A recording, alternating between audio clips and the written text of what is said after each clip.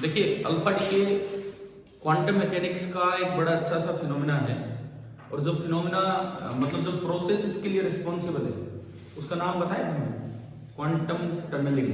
ठीक है, अब क्वांटम टनलिंग बस नाम नाम याद कर लो, उसकी डिटेल में हमें नहीं जाना कि भाई अल्फा डीके अगर होता है हैवी न्यूक्लियाई में होता है, लगभग जिनका मास नंबर 210 से ज्यादा उनमें होता है, तो क्वांटम टनलिंग की वजह से होता है। और मैंने को दीवार वाला एग्जांपल आपको दिया था कि चाहे बैरियर 25 मेगा इलेक्ट्रॉन वोल्ट का हो, 5 मेगा इलेक्ट्रॉन वोल्ट की एनर्जी लेके भी वो अल्फा पार्टिकल उस न्यूक्लियर बाउंड्री से बाहर आ सकता है अगर वो लगातार प्रयास करता रहे तो।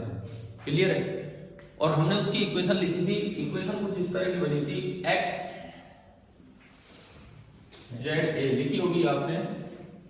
जब अल्फा पार्टिकल निकलेगा तो कितनी कितनी कमी आएगी, नीचे तो 2 कम हो जाएंगे और ऊपर 4 कम हो जाएंगे, और ये नया न्यूक्लियस बन गया क्योंकि एटॉमिक नंबर चेंज हो गया वाई, और साथ में अल्फा पार्टिकल जिसको हम लिख देते हैं हीलियम का न्यूक्लियस, और साथ में कुछ एनर्जी जिसको नाम दिया जाता है डिसइंटीग्रेशन एनर्जी। ये है आपकी डिसइंटीग्रेशन एनर्जी, ये अल्फा पार्टिकल है, ये डॉटर न्यूक्लियस और ये पेरेंट न्यूक्लियस। ये लगभग ये इक्वेशन लिखी है, एनर्जी लगाई है नहीं लगाई इसके आगे पता है मुझे, लास्ट यही पे थे हम। ठीक है, शुरुआत हम करते हैं एक एग्जांपल से। एक एग्जांपल लेके मैं शुरुआत कर रहा हूं इसकी। मान लो मैंने एक हैवी न्यूक्लियस लिया, यूरेनियम 92 238, इस पे अल्फा डीके आप करो। यूरेनियम 92 238 में आप अल्फा डीके कर रहे हो, पहले तो आप नंबर पे हो, नीचे कितना कम करना है 2। अब ऐसे तो आपको याद होते नहीं है, ऊपर कितना, अब यूं तो हमें नहीं याद कि 90 किसका होता है, लेकिन जब ये रेडियोएक्टिविटी रिएक्शंस 2-3 बार लिखेंगे ये कुछ वैल्यू 90 के अराउंड वाली याद हो जाएगी। 90 नंबर होता है थोरियम का, देखो मास नंबर से कुछ नहीं होता, मेन तो एटॉमिक नंबर है। 90 नंबर होता है थोरियम का, साथ में निकल रहा होगा हीलियम पार्टिकल, और प्लस कुछ एनर्जी तो अलग से दिखाने की जरूरत नहीं है, वो इन्हीं के पास होती है, इन्हीं प्रोडक्ट्स के पास वो एनर्जी आएगी। एक एग्जांपल मेंशन कर दीजिए, लिख लीजिए।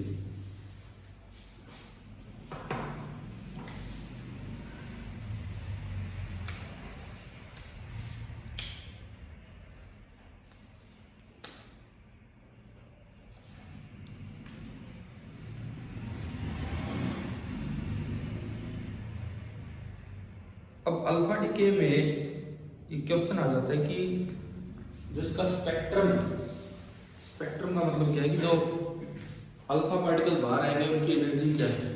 तो जो इसका स्पेक्ट्रम है वो लाइन स्पेक्ट्रम है या कंटिन्यूस। अभी सवाल का मतलब क्या है, ये क्वेश्चन आ गया कि अल्फा डीके का जो स्पेक्ट्रम है वो लाइन स्पेक्ट्रम है या कंटिन्यूस स्पेक्ट्रम है। इस सवाल का मतलब क्या है, इसका मतलब ये है कि जो भी अल्फा डीके होगा उसमें जो अल्फा पार्टिकल बाहर आएगा उसकी एनर्जी आप क्लियरली बता पाओगे इतनी है, या एक रेंज है कितने से कितनी कुछ भी हो सकती है, या हम क्लियर एग्जैक्ट बता देंगे कि हाँ इस डीके में इतनी एनर्जी के साथ आ रहा है, इस डीके में इतनी एनर्जी, ये मतलब होगा। अगर क्लियर बता पाओ तो उस स्पेक्ट्रम को बोलते हैं लाइन स्पेक्ट्रम, और क्लियर नहीं बता पाओ तो उसको बोलते हैं कंटिन्यूस स्पेक्ट्रम। जैसे पीछे आपने एटम पढ़ा है, जो H एटम की स्पेक्ट्रल लाइंस वर्ड यूज करते थे, H एटम की spectral lines, Lyman line, बामर line बोलते थे नहीं, यानी कि वो कौन सा स्पेक्ट्रम था, लाइन या कंटिन्यूस। अरे जब लाइन वर्ड यूज कर रहा हूं मैं वहां पे लाइन स्पेक्ट्रम था, उसमें एग्जैक्टली फिक्स थी कि इतनी वेवलेंथ की लाइट आएगी या फिर इतनी वेवलेंथ की आएगी। एक दिन हमने बनाए थे वो वेवलेंथ आर की टर्म्स में, आर सी की टर्म्स में, इस तरह से, है ना। तो उसमें आप क्लियरली बता पा रहे हो कि कितनी कितनी वेवलेंथ की एनर्जी आएगी, तो वो कौन सा स्पेक्ट्रम था आपका, लाइन स्पेक्ट्रम। क्लियर है? ठीक है। अल्फा डीके में जो स्पेक्ट्रम मिलता है वो भी कैसा होगा आपका, लाइन स्पेक्ट्रम। लाइन स्पेक्ट्रम का क्या मतलब है कि आप इसकी एनर्जी एग्जैक्टली बता पाओगे कितनी। अभी मैं वो समझाता हूं आपको कि कैसे आप अल्फा की एनर्जी बता पाओगे कि क्यों ये लाइन स्पेक्ट्रम है।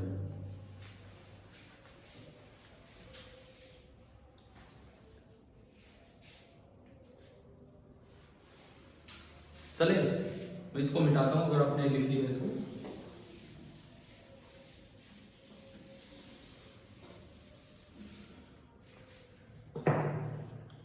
देखिए सपोज मतलब हम सीख क्या रहे हैं, सबसे पहले तो हम निकालेंगे डिसइंटीग्रेशन एनर्जी, जिसको आप क्यू से रिप्रेजेंट कर रहे हैं। सबसे पहले तो हम वो निकालेंगे, फिर उसमें से अल्फा को क्या मिलेगी वो देख रहे हो। ये चीज डिसइंटीग्रेशन एनर्जी पहले देखते हैं क्या है। ये आपका पेरेंट न्यूक्लियस है XZA, खाली इसका न्यूक्लियस लेना है। मान लो इसका मास है mass of nucleus of XZA, suppose ये इसका मास है। इससे मिलके बना YZ-2A-4, यानी कि इसका जो मास है that is the mass of nucleus of YZ-2A-4 plus साथ में बन रहे अल्फा पार्टिकल हीलियम न्यूक्लियस, उसको मैंने लिख दिया मास ऑफ अल्फा पार्टिकल। ठीक है, एक टर्म हम डिफाइन करते रहे पीछे,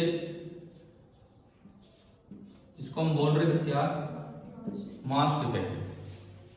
डेल्टा एल से हम रिप्रेजेंट करते हैं। मास डिफेक्ट का मतलब क्या होता है, mass of reactant minus mass of product. ध्यान है, तो mass of reactant mass of nucleus of XZA,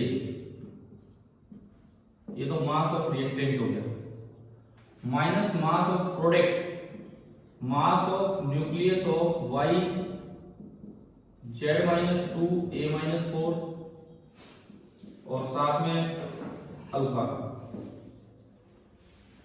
यहीं पे मैं आपको बताऊं कोई रिएक्शन स्पॉन्टेनियस कब होती है, अपने आप कब होगी रिएक्शन। इस मास डिफेक्ट से हम कैसे बताएंगे रिएक्शन स्पॉन्टेनियस है कि अभी बताएंगे। अब पहले आपने बताओ क्यों कैसे निकाले। हाँ, और अगर आपके पास ये मास डिफेक्ट AMU में आ जाता है तो हमने पीछे पढ़ा है कि उसको एक नई यूनिट में ले जाओ, mega electron volt upon c square में 1U को मल्टीप्लाई कर दो किससे, 931.5 से पढ़ा है, तो किस में कन्वर्ट हो जाएगा, mega electron volt upon c square. और फिर आप क्यों बराबर mc स्क्वायर रखोगे तो c स्क्वायर से c स्क्वायर डायरेक्ट कैंसिल हो जाएगा। किया हुआ है ना ये वाला काम, तो वो हम करते रहेंगे। अब यहां से जो एनर्जी रिलीज होगी, energy Q that is equal to delta M into c square. तो ये तो तरीका है डिसइंटीग्रेशन एनर्जी तक पहुंचने का कि भाई कितनी एनर्जी निकलेगी। न्यूमेरिकल वैल्यू हो तो 931.5 से गुणा कर देंगे, बस वही हो जाएगी। इसके बाद हम करेंगे इसका बंटवारा कि कैसे वो लाइन स्पेक्ट्रम आएगा। पहले आप ये नोट कीजिए।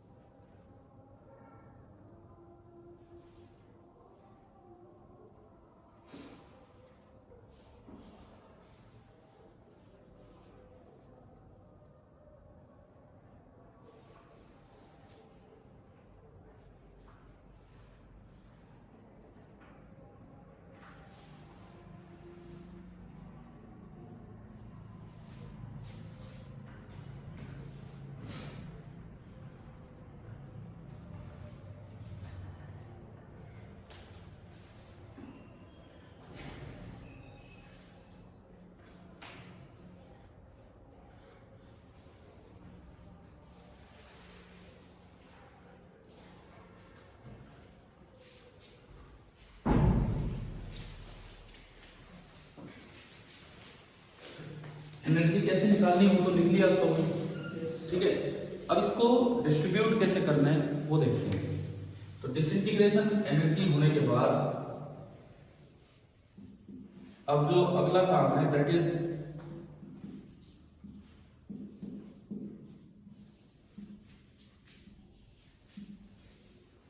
ये प्रोडक्ट्स में, ये जो आपके दो प्रोडक्ट हैं इनमें ये एनर्जी डिस्ट्रीब्यूट कैसे होगी ये हमें देखना है।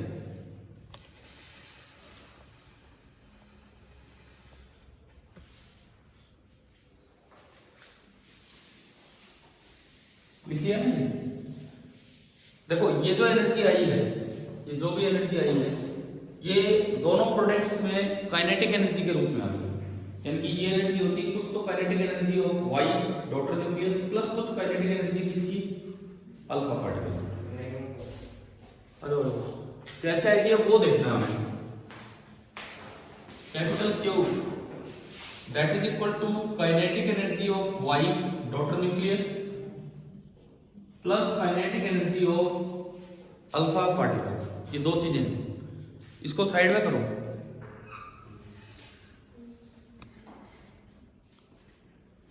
देखो भाई बोर्ड तो विजुअल है ना सभी को क्लियर, ठीक है। देखो अब कैसे एनर्जी बटेगी वो चीज हम समझे। अगर यहीं पे रुक जाते, अगर यहीं पे रुक जाते कि भाई आगे नहीं पता किस तरह बटेगी और क्यों इतनी, तो फिर तो कभी वाई कुछ एनर्जी लेके आ रहा है कभी अल्फा कुछ एनर्जी, तो ये स्पेक्ट्रम कैसा कहलाता है, कंटिन्यूअस। कि इसके बाद हम बता ही नहीं पा रहे कभी तो अल्फा कितनी एनर्जी ले आता है कभी कितनी, लेकिन इसका भी अगर आपने बंटवारा फिक्स कर दिया तो वो हो जाएगा लाइन स्पेक्ट्रम। ठीक है, देखते हैं कैसे। सपोज ये है एक्स एटम, एक्स न्यूक्लियस, और मैं कहता हूं पहले ये रेस्ट पे था, डिके होने से पहले ये रेस्ट पे है। रेडियो एक्टिविटी अपने आप होने वाली एक फिनोमेना है, बाहर से कोई फोर्स नहीं लगाया जाता है। तो अगर किसी सिस्टम पे बाहर से कोई फोर्स ना लगे तो उसका लीनियर मोमेंटम कंजर्व रहता है। ठीक है, अगर किसी सिस्टम पे बाहर से कोई फोर्स ना लगे तो जो उसका लीनियर मोमेंटम है वो कांस्टेंट रहता है, कंजर्व रहता है। क्लियर है ये चीज। तो P इनिशियल बताओ कितना है इसका, P initial momentum initial rest पे 0, रेस्ट पे है तो इट मींस मोमेंटम इनिशियल जो होगा वो 0 होगा। अब मैं बात करूं आफ्टर द डिके, ये तो है बिफोर, डिके होने से पहले। अब मैं बात कर रहा हूं आफ्टर द डिके, कि आफ्टर द डिके क्या होगा उस पर हम चलते हैं। तो आफ्टर द डिके इसके दो हिस्से हो गए होंगे, एक बना होगा वाई और एक बना होगा छोटा पार्टिकल जिसको हम क्या बोल रहे हैं, अल्फा पार्टिकल। अब इन दोनों में एनर्जी आई है क्योंकि ये एनर्जी काइनेटिक एनर्जी के रूप में रिलीज होती है, और कोई लाइट साउंड नहीं, काइनेटिक एनर्जी के रूप में रिलीज होती है। क्लियर। तो इट मींस ये इधर भागेगा तो इसको इधर भागना पड़ेगा। क्यों अपोजिट डायरेक्शन में क्यों भागेगा, क्योंकि P इनिशियल कितना था 0, बाहर से कोई फोर्स लगा नहीं तो P फाइनल को भी कितना होना पड़ेगा 0। इसका मतलब अपोजिट डायरेक्शन में होंगे तभी तो कैंसिल आउट होंगे। समझ आ रहा है। By momentum conservation, by momentum conservation P final भी आपका 0 होगा। अब देखो सपोज इसकी स्पीड है v अल्फा और इसकी स्पीड है v वाई, एक की स्पीड हमने बोली v अल्फा और एक की स्पीड v वाई। ठीक है, तो P फाइनल 0 होने का क्या मतलब है, ये दोनों कैंसिल आउट हो, इन दोनों के मोमेंटम बराबर हो, मतलब m alpha into v alpha this should be equal to m y into v Y. क्या ये इतनी बात समझ आ गई है। अब मैं आता हूं काइनेटिक एनर्जी के बंटवारे पे। काइनेटिक एनर्जी ऑफ y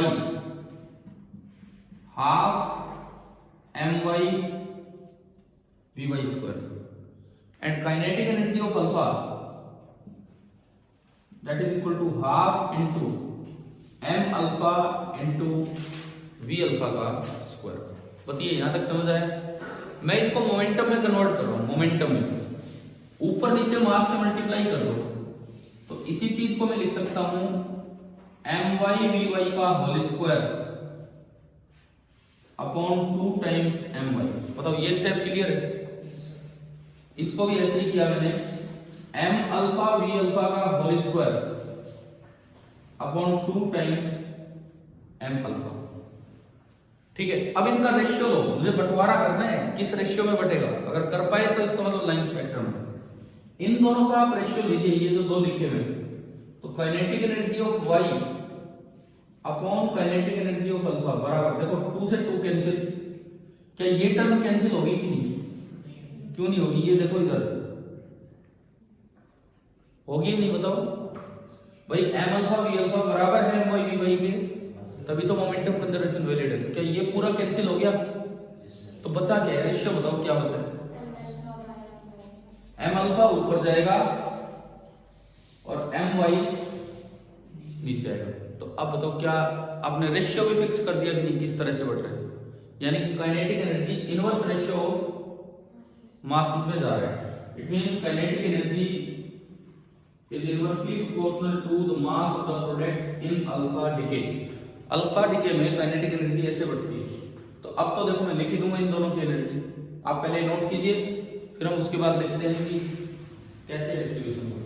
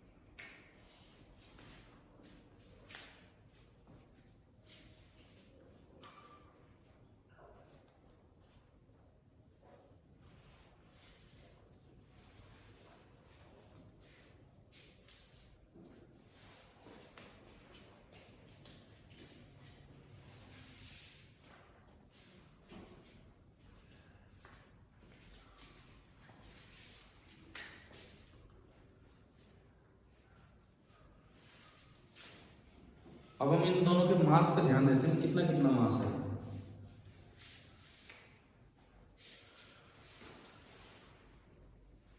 लिख लिया ना?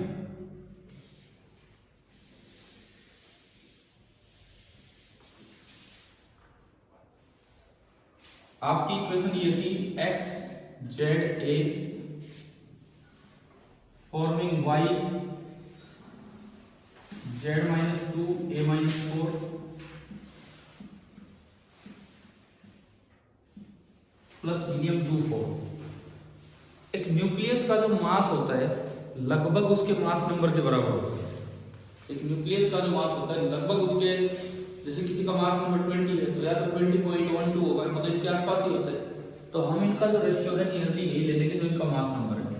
इसका जो मास है, mass of nucleus of Y, अगर मैं इसकी बात करूं तो दिस इज नियरली, इसका मास नंबर कितना है? a-4, तो इसका मास हो जाएगा a-4 amu, जिसका सिंबल हम u देते हैं। ऐसे ही मास ऑफ अल्फा नियरली कितना होगा? 4 amu। और हमें पता लगा कि काइनेटिक एनर्जी इनवर्सली प्रोपोर्शनल है मास के। इसका यह मतलब है कि अगर मैं लिखूं kinetic energy of alpha upon kinetic energy of Y, क्या बनेगा बताओ? इनको देख के u से u कट जा रहा है, हाँ उल्टा लेना है, पहले y का मास लेना है a-4 डिवाइडेड बाई 4। और रेशियो में बांटना तो बड़ा आसान होता है। किसी नंबर को 2:3 रेशियो में बांटना हो, क्या करते हैं? पहले उसके 5 हिस्से करते हैं, 2:3, तो उनका सम करते हैं। 5 हिस्से किए, एक को 2 से मल्टीप्लाई कर देते हैं, एक को 3 से। तो पहले इनका सम करो, कितने पार्ट्स करने पड़ेंगे? इनका सम कितना है? a। तो उसके a पार्ट्स कर दो, वो जो क्यू एनर्जी थी, यहाँ जो क्यू एनर्जी आई थी उसके a पार्ट्स कर दो A-4 पार्ट्स तो अल्फा को दे दो और 4 पार्ट्स किसको दे दो, वाई को। तो मैं सीधा लिखूं क्या आंसर आना है इसका, मतलब जो काइनेटिक एनर्जी ऑफ अल्फा है, काइनेटिक एनर्जी ऑफ अल्फा वो होगा कि जो भी आपका टोटल एनर्जी आई थी उसके A पार्ट्स करके कितने पार्ट्स इसको दे दीजिए, A-4। समझ आ रहा है क्या? जैसे टोटल एनर्जी जो भी है 3:2 में बांटना, 5 हिस्से की, तो यहाँ A पार्ट की सम, और फिर इसको अच्छा अगर किसी को नहीं समझ में आ रहा तो यूं करते हैं हम, let kinetic energy of alpha बराबर A-4 into x, let kinetic energy of y बराबर 4 into x, दोनों का सम करके क्या कर दो, x आएगा, x को वापस पुट करो, यही आ जाएगा। तो सिमिलरली मतलब इसी तरीके से काइनेटिक एनर्जी ऑफ y कितना होगा, जो भी क्या हुआ उसके A पार्ट्स करके और किससे मल्टीप्लाई कर दो, यहाँ देखो 4 से, तो ज्यादा एनर्जी किसको मिलेगी, अल्फा को।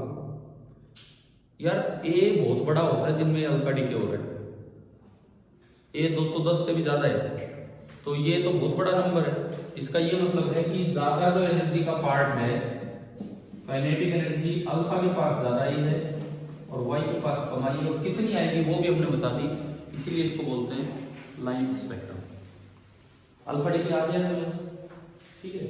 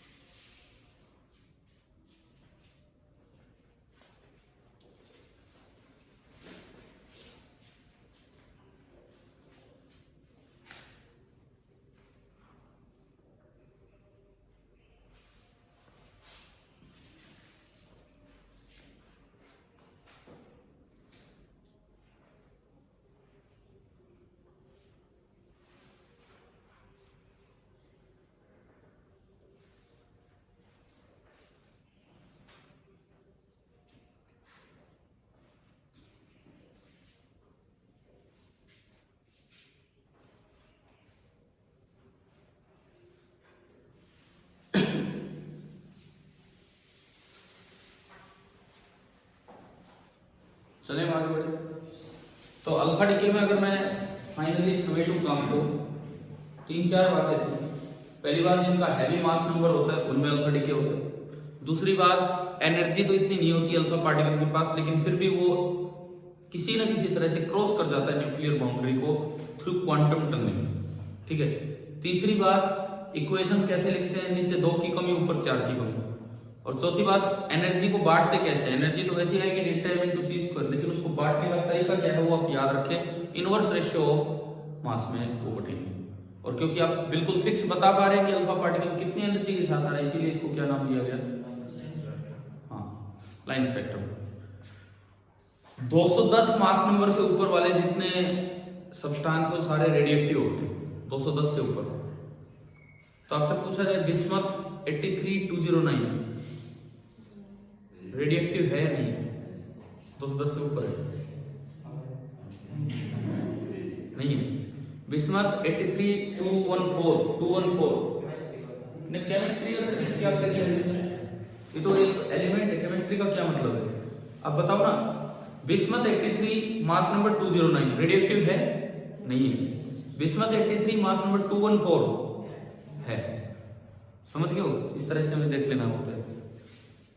तो चलिए मैं नेक्स्ट डीके पे चलता हूँ। अल्फा डीके हमारा हो गया, हमने एक बार अपनी कॉपी में रेडियोएक्टिविटी दिखाना, पीछे जो भी कुछ जहां भी इस तरह से शुरुआत हुई, आगे चलो। रेडियो एक्टिविटी में हमने रेडियो एक्टिविटी को डिफाइन किया और बस सीधा अल्फा डीके ही स्टार्ट किया, और ये 209 वाली बात तो हो चुकी है, ठीक है। तो अब हम अपने दूसरे डीके पे आते हैं, जो सबसे अच्छा डीके है, जिसमें ज्यादा कॉन्सेप्ट हमें थोड़े पढ़ने होते हैं, दैट इज कौन सा डीके, बीटा डीके। तो नेक्स्ट हेडिंग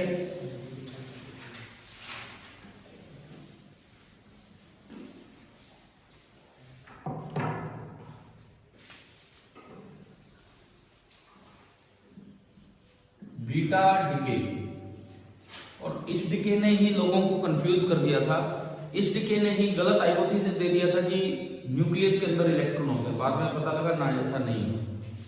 बीटा डीके में होता क्या है, देखिए बीटा डीके में न्यूक्लियस के अंदर, चलो मैं पहले न्यूक्लियस से बाहर की बात करूं। न्यूक्लियस के बाहर प्रोटॉन स्टेबल है या न्यूट्रॉन स्टेबल है या दोनों स्टेबल है?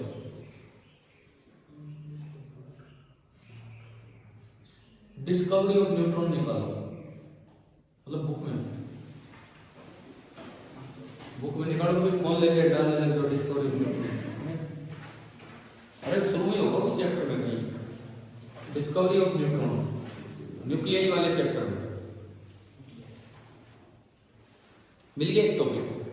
उसमें बेसिक में कहीं ना कहीं कोई लाइन होगी कि फ्री न्यूट्रॉन स्टेबल नहीं होता है, वो प्रोटॉन में कन्वर्ट हो जाता है लगभग 1000। देखो उसमें है क्या, है ना एक लाइन, ठीक है। क्या लिखा हुआ इसमें, देखो मैं पढ़ता हूँ। Free neutron unlike proton is unstable, decays, ठीक है। देखिए आपकी किताब में ये लाइन लिखी हुई है कि बीटा डीके से पहले मैं बात करता हूं आउटसाइड द न्यूक्लियस, मतलब फ्री न्यूट्रॉन प्रोटॉन की। सबसे पहले हम बात कर रहे हैं आउटसाइड द न्यूक्लियस की। एक फ्री प्रोटॉन जो होता है, फ्री प्रोटॉन वो आपका स्टेबल होता है, वो कितनी भी देर रुका रह सकता है, ठीक है।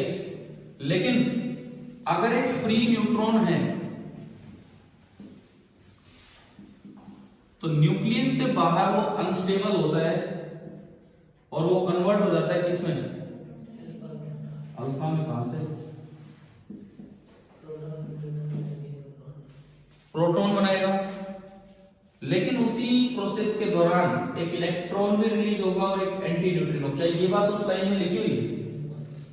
लिखा हुआ है कि प्रोटॉन क्या क्या देगा ना, अलग न्यूट्रॉन क्या क्या देगा, एक प्रोटॉन में कन्वर्ट होगा, साथ में एक इलेक्ट्रॉन और एक एंटी न्यूट्रिनो। अभी आते हैं इस फिनोमेना पे कि ये क्या है, ये क्या चीजें हैं। और इसकी जो एवरेज लाइफ है that is nearly 1000 second, 1000 second तक लगभग ये जीवित रह पाता है और उसके बाद ये कन्वर्ट हो जाता है किसमें, प्रोटॉन। तो आउटसाइड द न्यूक्लियस तो पहले ये लिखो, फिर हम चलेंगे इनसाइड द न्यूक्लियस क्या होगा।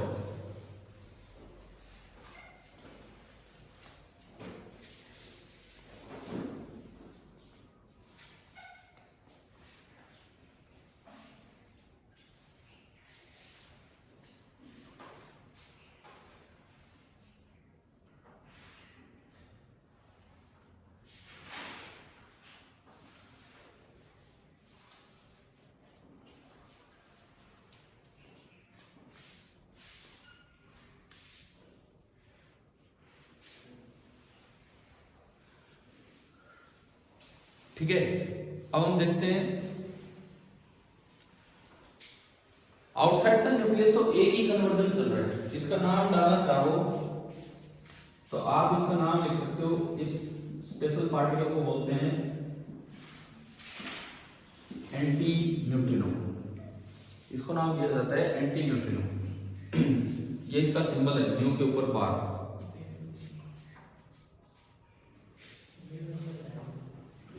क्या होता है था यार, जहां एक पार्टिकल की तरह ये यूज हो रहे हैं, ठीक है। अगर आप एक वेव के लिए लैम्डा लिखोगे तो वहां पे वो लैम्डा वेवलेंथ होगी, ठीक है।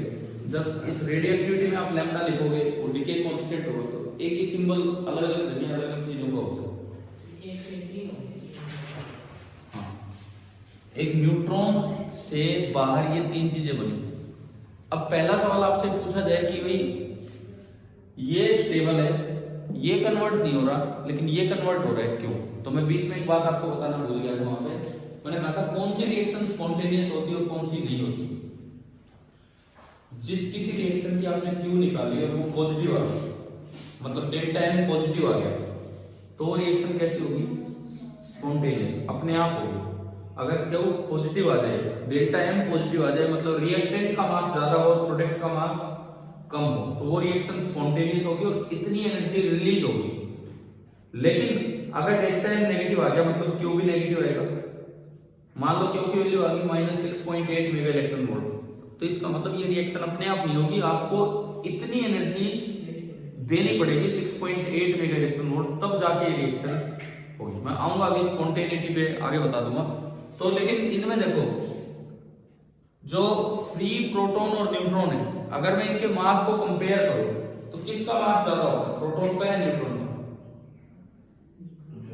न्यूट्रॉन का 1.00866, प्रोटॉन का 1.0073 किया था हमने यार। तो न्यूट्रॉन अगर प्रोटॉन में बदलता है तो मास डिफेक्ट पॉजिटिव आ रहा है, और प्रोटॉन अगर न्यूट्रॉन में बदले तो मास डिफेक्ट नेगेटिव। तो कौन सी रिएक्शन स्पॉन्टेनियस है? न्यूट्रॉन का प्रोटॉन में बदलना, इसीलिए ये अनस्टेबल है और ये थोड़ी देर में अपने आप कन्वर्ट हो जाता है। समझ में आया? आउटसाइड द न्यूक्लियस की बात समझ में आ गई कि क्यों ये कन्वर्जन हो पा रहा है। ठीक है, रीजन इसके ब्रैकेट में आप ये लिख सकते हो कि मास ऑफ न्यूट्रॉन बड़ा होता है जिससे मास ऑफ प्रोटॉन से। तो इस वजह से ये वाली रिएक्शन स्पॉन्टेनियस अपने आप हो जाती है, जबकि प्रोटॉन कन्वर्ट नहीं हो पाते न्यूट्रॉन में। ठीक है, लेकिन अब मेन बात है इनसाइड द न्यूक्लियस क्या होगा। ये तो हो गया outside the nucleus, inside the nucleus क्या होगा उस पर हम चले, उस चीज पे हम ध्यान दें। मिटा दो इसको ना।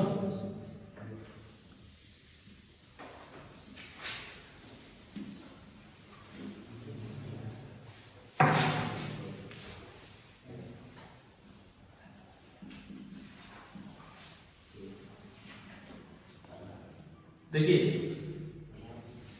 बात नहीं, इधर सुनो। इनसाइड द न्यूक्लियस क्या होगा उस चीज पे हम चलते हैं। अंदर दोनों कन्वर्जन चलते रहते हैं। अंदर स्टेबिलिटी इंपॉर्टेंट होती है, न्यूक्लियस कब ज्यादा स्टेबल है। कुछ ऐसे न्यूक्लियाई होते हैं जहां पे न्यूट्रॉन ज्यादा होने पे स्टेबल होगा, कुछ ऐसे होते हैं जहां पे प्रोटॉन ज्यादा होने पे स्टेबल होगा। तो मतलब कौन अनस्टेबिलिटी क्रिएट कर रहा है वही कन्वर्ट हो जाता है।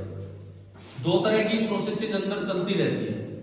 इधर देखो दो बेसिक इक्वेशन जो मैं अंदर होती रहेगी वो बताता हूं। कुछ न्यूक्लियाई में न्यूट्रॉन कन्वर्ट होता रहता है किसमें, प्रोटॉन में। ये तो बाहर भी हो रहा था। लेकिन न्यूक्लियस के अंदर कुछ न्यूक्लियाई ऐसे भी होते हैं जिनमें प्रोटॉन कन्वर्ट होता रहता है किसमें, न्यूट्रॉन में। अब दोनों बेसिक प्रोसेस अलग अलग है। बाहर दोनों स्पॉन्टेनियस नहीं थी, बाहर तो केवल ये, लेकिन अंदर दोनों स्पॉन्टेनियस है। ठीक है, अच्छा जब ये प्रोसेस होती है तो अब देखो क्या क्या रिलीज होगा उस पे मैं आता हूं। एनर्जी से पहले पार्टिकल्स, एनर्जी तो होगी वो तो delta M into C square, लेकिन उससे पहले पार्टिकल क्या क्या रिलीज होंगे। न्यूट्रॉन का नंबर होता है 0 1, प्रोटॉन का नंबर होता है 1 1 1 1 0 1। बस आप नंबर बैलेंस करो, यहाँ 0 है तो यहाँ 1 आ गया तो साथ में क्या आना पड़ेगा, तभी तो 0 होगा भाई। इनका जोड़ और इनका जोड़ 0 होना चाहिए ना।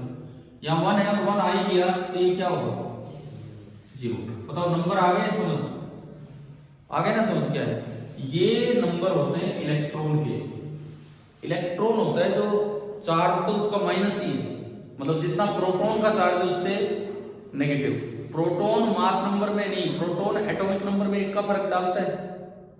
प्रोटॉन एटॉमिक नंबर में 1 का फर्क डालता है देखो ना, और इसका चार्ज बिल्कुल इससे अपोजिट है तो यहाँ इसका नंबर क्या कहलाएगा, -1। लेकिन इसका मास तो नेग्लिजिबल है as compare to proton. Proton का मास तो 1800 टाइम्स ज्यादा होता है किससे, इलेक्ट्रॉन से। तो इसका मास नंबर कितना बोला जाएगा यहाँ पे, 0। ठीक है, प्रोटॉन के मुकाबले नेग्लिजिबल है। क्लियर है। साथ में कई साल बाद पता लगा कि एक और भी पार्टिकल बाहर आ रहा है और उसका नाम क्या दिया गया, अभी जो हमने रिएक्शन ले ली थी, हाँ एंटी न्यूट्रिनो, उसका नाम दिया गया एंटी न्यूट्रिनो। बाद में पता लगा था कि ये भी पार्टिकल आ रहा है, इसको डिटेक्ट कर पाना बड़ा मुश्किल था। ये इंटरेक्ट नहीं कर रहा था मैटर के साथ। दिक्कत ये थी कि इंटरेक्ट ही नहीं कर रहा था। अब कोई मैटर लगाओ उसमें से आर पार जा रहा था, ये काम है इसका। ठीक है, ये बीटा पार्टिकल है, this is beta negative particle, इसको हम बोल देते हैं इलेक्ट्रॉन।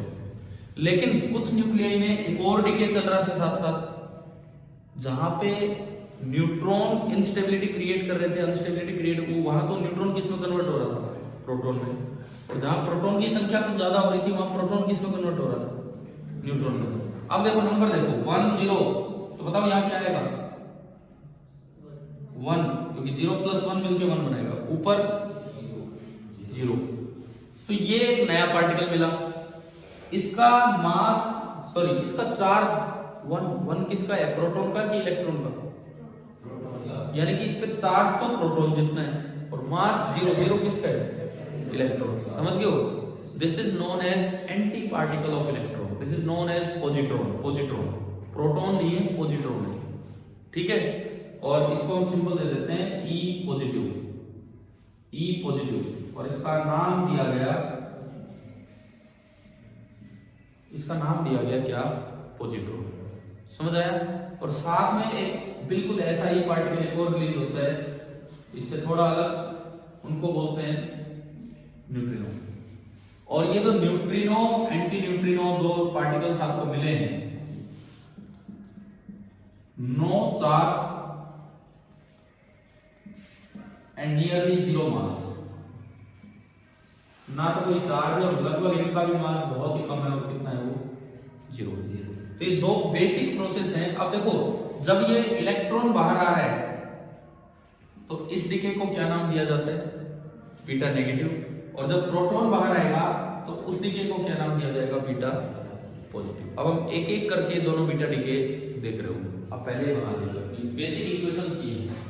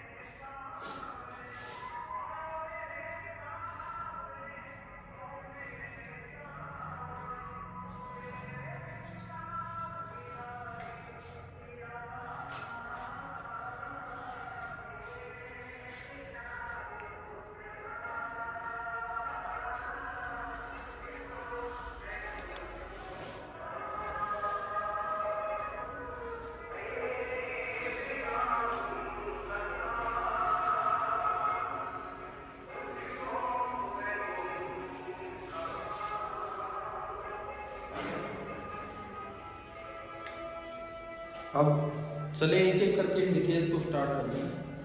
तो नेक्स्ट हेडिंग ऑफ डालिए बीटा डिके के अंदर पहला डिके हम देख रहे हैं beta negative decay. Beta negative decay, अब ये समझते हैं क्या प्रोसेस होगी, लिख लिया भैया।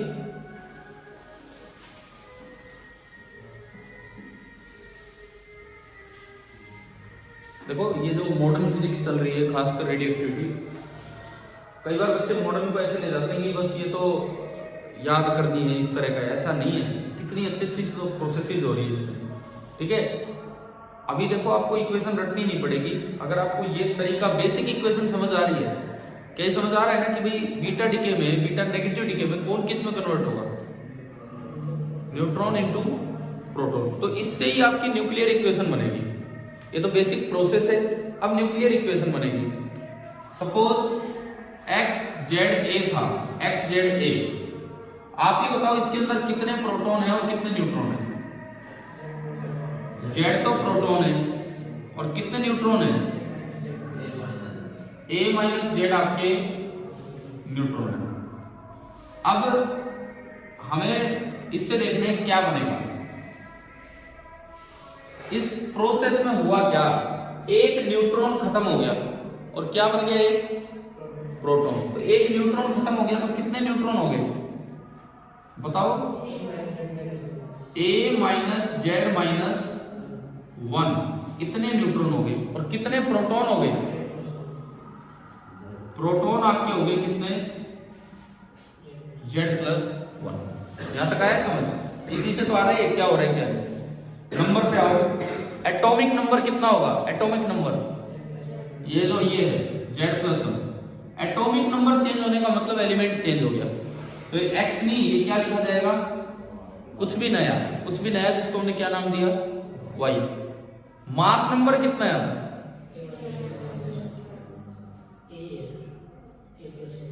देखो इतनी गलतियां नहीं, इनका सम होता है मास नंबर, इनका सम होता है मास नंबर। यहां भी इनका सम था, सम करोगे तो कितना आ रहा है, a। नंबर ऑफ न्यूक्लियॉन्स पे फर्क ही नहीं पड़ा, क्योंकि एक न्यूट्रॉन गया तो बदले में क्या मिल गया, प्रोटॉन। अब बात आती है, दो एक्स्ट्रा प्रोडक्ट हैं, क्या इलेक्ट्रॉन अलाउड है क्या अंदर, न्यूक्लियस के अंदर, क्या इलेक्ट्रॉन अलाउड है न्यूक्लियस के अंदर, नहीं है। न्यूक्लियस में कहाँ इलेक्ट्रॉन पाए जाते हैं, तो उसको फेंक दिया जाता है बाहर और वहां से रिलीज कर दिया जाएगा इलेक्ट्रॉन। और क्या रिलीज होगा साथ में, एंटी न्यूट्रिनो। अब देखो इस इक्वेशन ने लोगों को कंफ्यूज कर दिया था, ऐसा पाया जा रहा था कि न्यूक्लियस में से इलेक्ट्रॉन निकल रहे हैं, और तभी तो एक गलत हाइपोथेसिस आ गया था, प्रोटॉन इलेक्ट्रॉन हाइपोथेसिस पढ़ा था कि हमने शुरू में, हाँ। लेकिन बाद में पता लगा अंदर इलेक्ट्रॉन होते नहीं, वो तो जनरेट होते ही फेंक दिए जाते हैं इस तरह।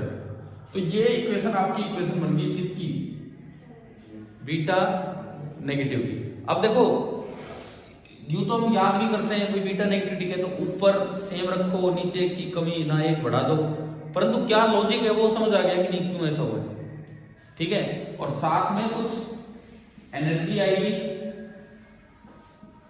दैट इज डिसइंटीग्रेशन एनर्जी, लिखो ये आपका बीटा नेगेटिव लिखे।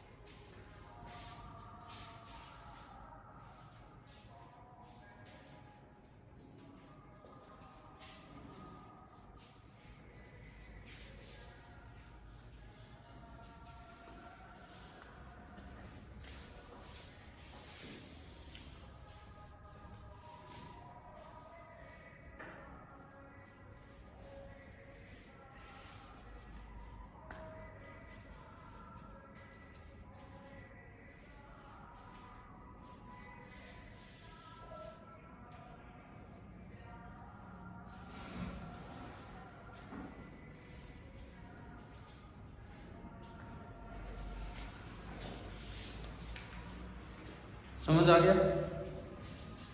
अब पहले तो हम क्यों को निकालेंगे, क्या होगा, फिर उसका बंटवारा कैसे क्या होगा, ठीक है, उससे पता लगेगा स्पेक्ट्रम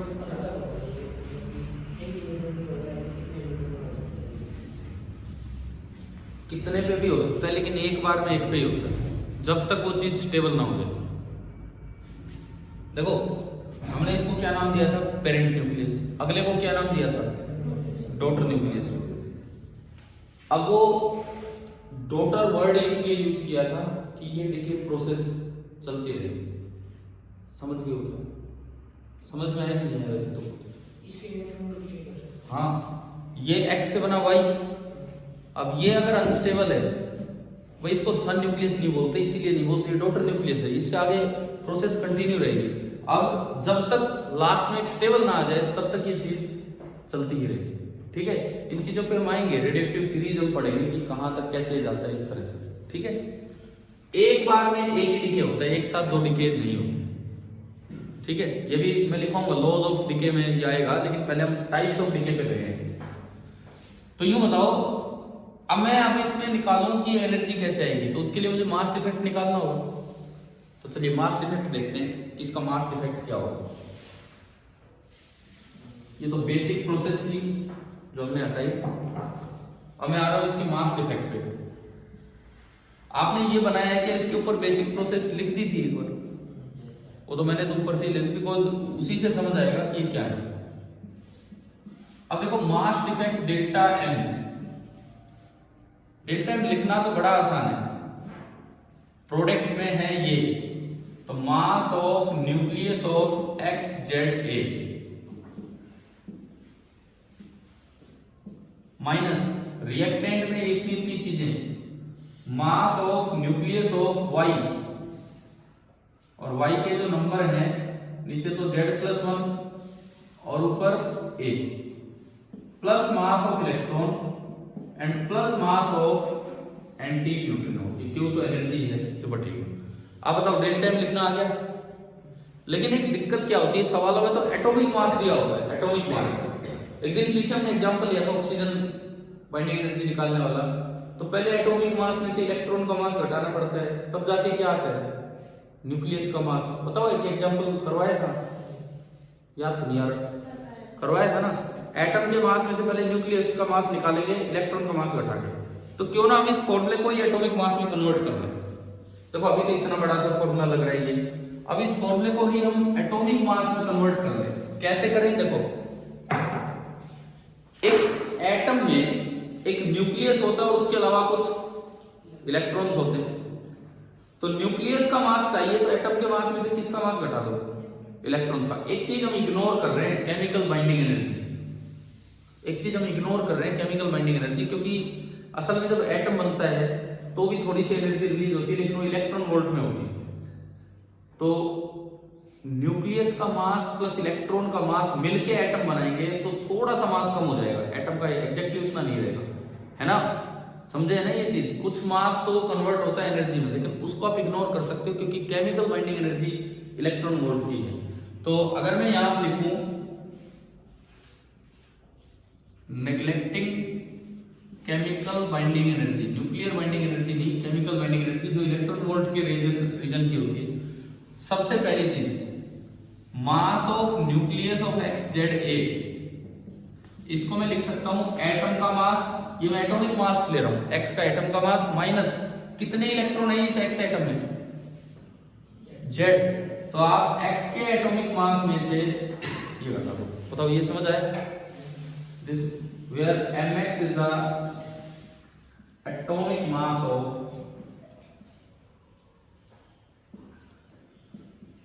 एक्स। पहली बात समझ आ गई। Similarly mass of nucleus of Y Z plus 1 A, Y का एटॉमिक मास माइनस क्या घटा है, जेड प्लस 1 इलेक्ट्रॉन्स का मास, where my is the atomic mass of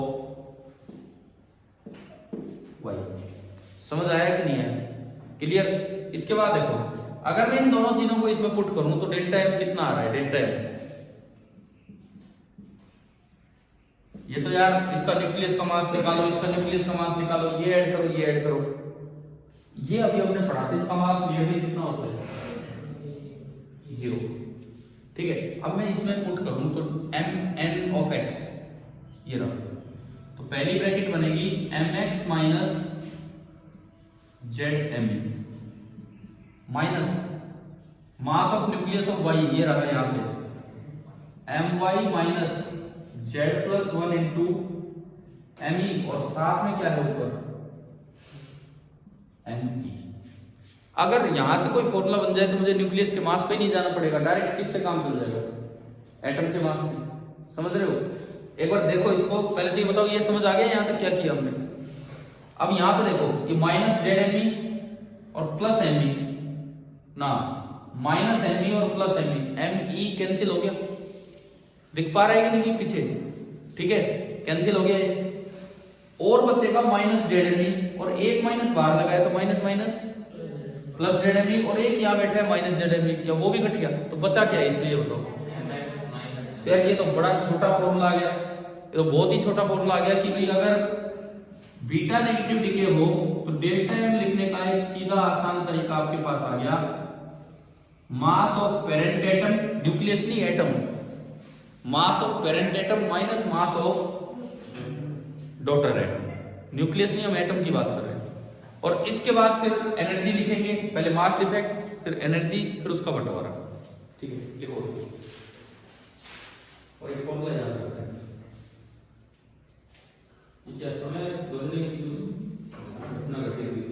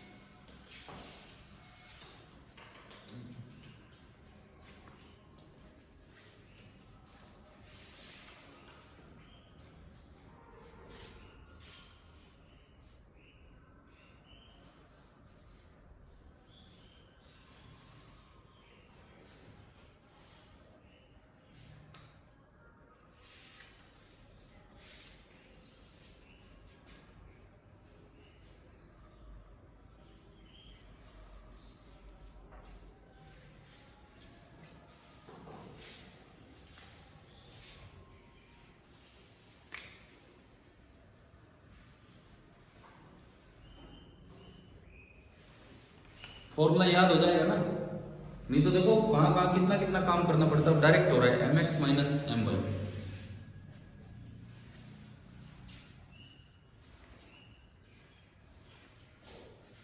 अब आते हैं क्यू की वैल्यू क्या होगी। जब डेल्टा में आ गया तो क्यू लिखना तो बड़ा आसान है। न्यूमेरिकल आएगा तो पहले इसको 931.5 से मल्टीप्लाई कर देंगे और वही मेगा इलेक्ट्रॉन वोल्ट एनर्जी है ना, वो तो सीखा हुआ हमने। लेकिन एक्सप्रेशन देना होगा तो इस डेल्टा को किससे मल्टीप्लाई करना होगा, सी स्क्वायर से। भाई अगर न्यूमेरिकल आए ये एएमयू में आएगा तो उसको 931.5 से मल्टीप्लाई करते हो मेगा इलेक्ट्रॉन वोल्ट कौन सी स्क्वायर में कन्वर्ट हो गया और इनटू सी स्क्वायर करते हो कट जाएगा, है ना। लेकिन अभी तो मुझे एक्सप्रेशन लिखना है, तो इसके जस्ट बाद आप लिखो क्यू डिसइंटीग्रेशन एनर्जी जो है Q delta M into C square.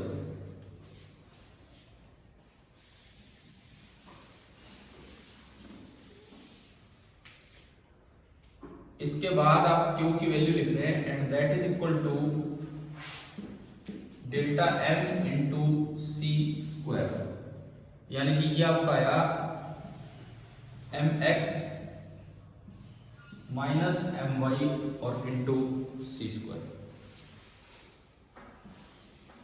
अब बात आती है बंटवारे की। इसके बाद देखो distribution of energy. Distribution of energy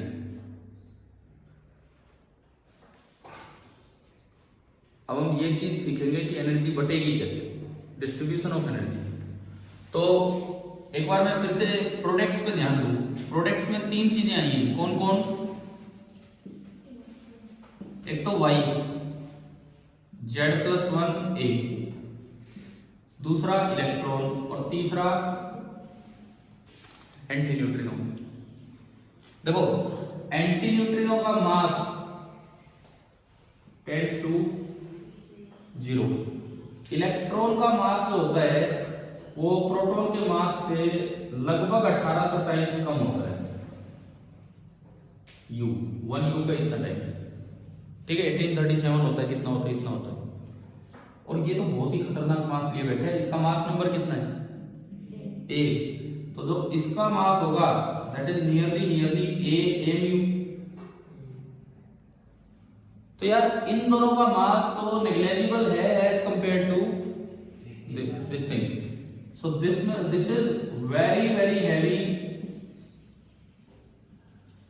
as compare to these two things, these are very light. Alpha decay में ऐसा नहीं था। अल्फा में ठीक है रेशियो था मेरे पास, एक का मास A-4 है लेकिन दूसरे का भी 4 था 4, तो वो इतना भी नहीं था कि आप इग्नोर कर दो।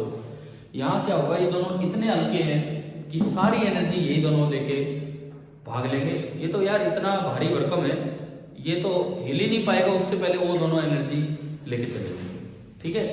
ये एक और इस तरह से दिखाओ, फिर मैं बोलता हूँ एक लाइन यहाँ पे।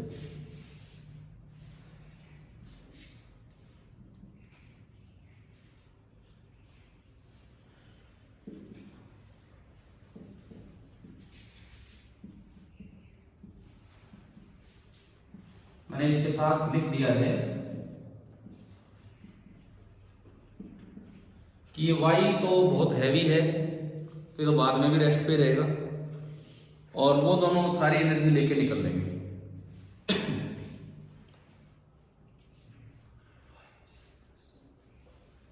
वो दोनों सारी एनर्जी लेके निकल लेंगे, ये हमने लिख दिया है, ठीक है। तो अब अगर मैं क्यू की बात करूं,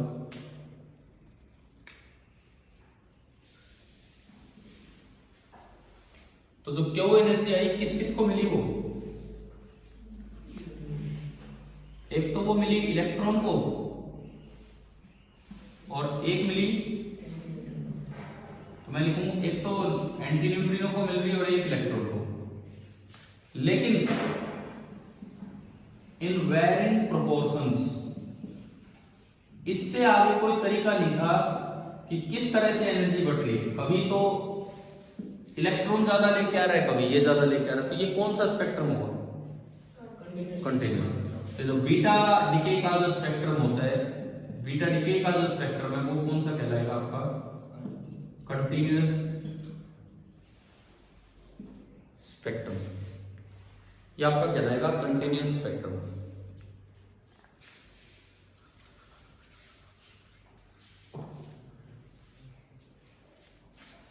भैया बताओ बीटा नेगेटिव डीके समझ आया?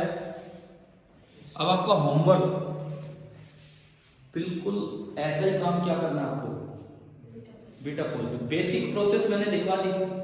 उससे सोचो एक्स लिया, इसमें जैसे हमने सोचा कि एक गया एक बढ़ा, इस तरह से वाई क्या बनेगा। ठीक है, आपका होमवर्क ये है कि आपको बीटा पॉजिटिव अपना ट्राई करके लाना है। मैं करवाऊंगा अगली क्लास में, ऐसा नहीं कि हम नहीं करेंगे, लेकिन आप एक बार यहाँ तक पहुंच के देखना, पूरा यहाँ तक कि प्रोडक्ट भी बनेंगे उनमें एनर्जी का, और बिल्कुल लास्ट में यही आएगा। वहां एक नया प्रोडक्ट जो हमने लिखा था न्यूट्रिनो बताया था कि नहीं बेसिक प्रोसेस में, हाँ, तो वहां यही न्यूट्रिनो आ जाएगा और इसी तरह का लास्ट में आके रुकना। ठीक है, तो आगे तो कल कंटिन्यू करते हैं।